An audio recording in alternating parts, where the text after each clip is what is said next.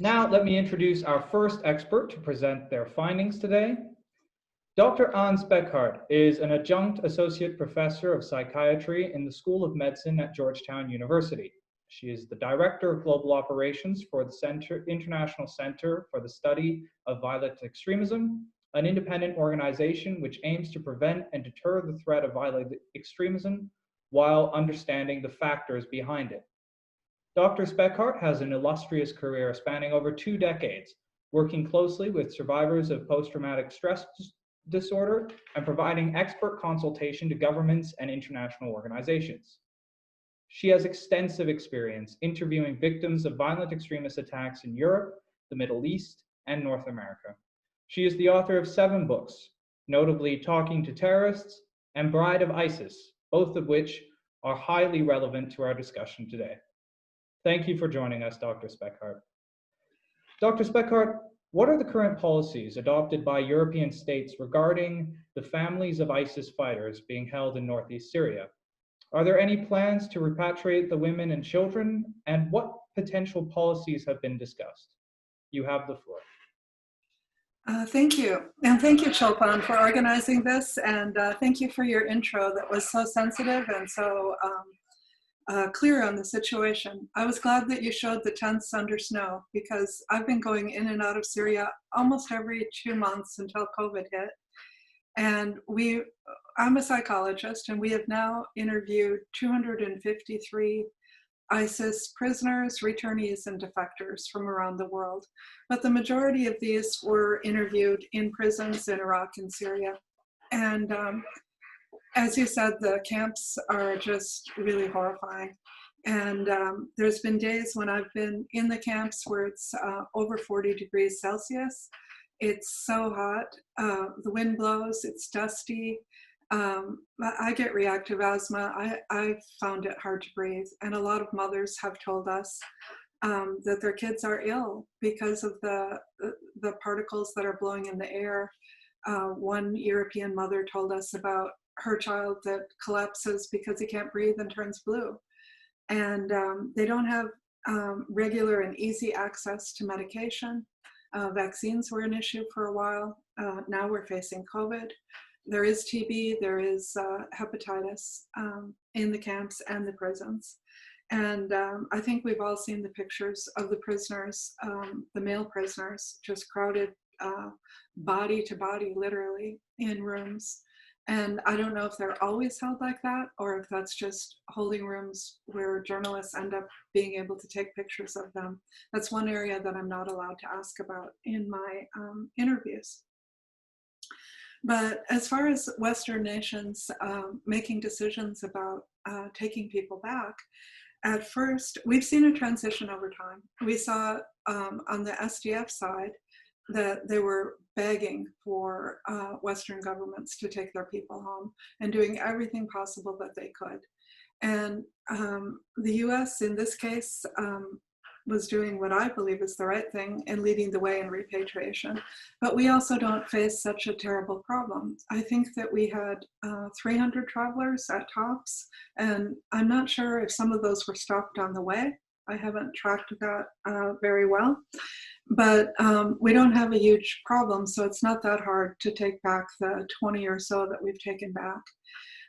Where countries like France, that already has a jihadist problem in their prisons, and that has huge numbers that went, Belgium, a lot of the European countries had a lot that went.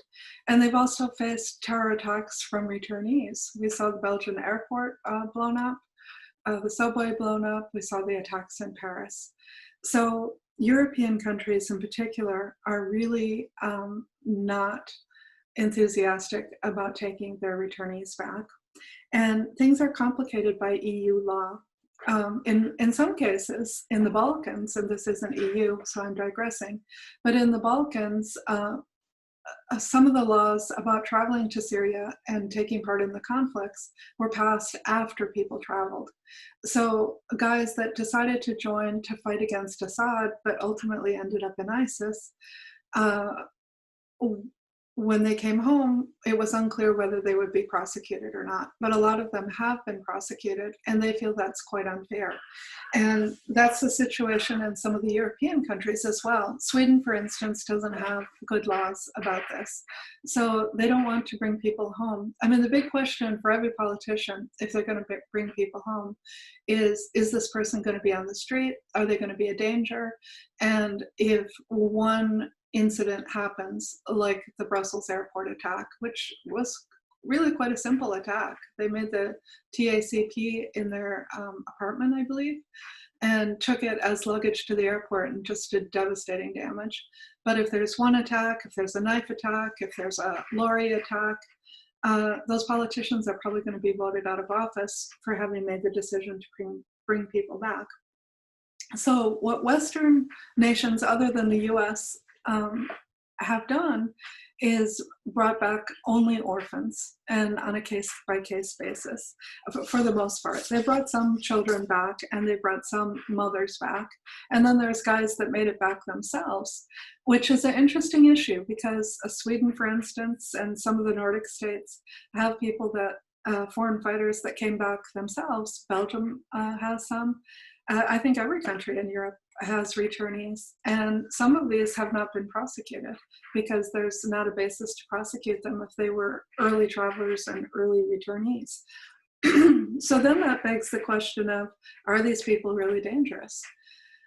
But as far as taking the children back, which I think most reasonable people would agree, the children should not be in those camps. They're innocent, they haven't committed any crimes. The kids are, for the most part, under 7. And we can say maybe 7, 8-year-old can be ideologically indoctrinated, maybe shown how to use a gun, but it's unlikely that a 3-year-old is a real danger, and certainly an infant is not. And but the argument in the EU against taking the children back is that the EU has family reunification laws. So the mothers and the fathers could petition to also be repatriated if their children are repatriated. So that's a real issue. Likewise, we've seen the SDF change in their opinion. They started in the beginning, a couple of years ago, saying we need to take these people back. But now, well then for a long time, when they realized that countries weren't going to take them back, they called for an international tribunal. And the problem with the International Tribunal is if you want to hold it on Syrian soil, it would, if it's going to be legitimate, it would be run by the UN, or it would be run by the Human Rights Court. And neither one is going to only try the criminals from ISIS. There would also have to be trials against Assad's own government. So Assad is not going to allow an international tribunal on Syrian soil. That's just not going to happen. And it's possible to hold them in Iraq, but then you have the whole issue of people that have been transferred from Syria to Iraq. And this has been done with French citizens and mostly men, although there are some women that I've interviewed in Iraq, in Iraqi prisons that were transferred from Syria. They face really long sentences. The sentences in Iraq are made based on confessions, and confessions at times are taken under torture. So there's a huge issue of holding trials in Iraq if you believe in human rights and criminal justice according to Western standards. So now that the International Tribunal has been recognized as something that's not going to happen, the SDF has announced that they're going to start holding local trials in January. And the arguments against that have been that the SDF is a non-state actor. Although the courts that functioned when they were part of Syria, and they still are part of Syria, can be the courts that try these people. But then we have all the questions of the SDF, when Trump greenlighted Turkey invading into Syria last October, a year ago, there were a lot of concessions that the SDF had to make to have assistance and to bargain their way out of getting totally decimated by the Turkish-backed rebels. So a lot of points got put on the table, and one of them was the prisoners. Assad would like to take over the prisoners. So again, we have a question of, are you responsible for your country's citizens? Are you responsible for your innocent children? And we know that if these prisoners ever get turned over to Assad, there'll be disappearances, there'll be torture. Justice will not be met unless you believe that anyone that was part of ISIS should be tortured and put to death in a summary execution. So, and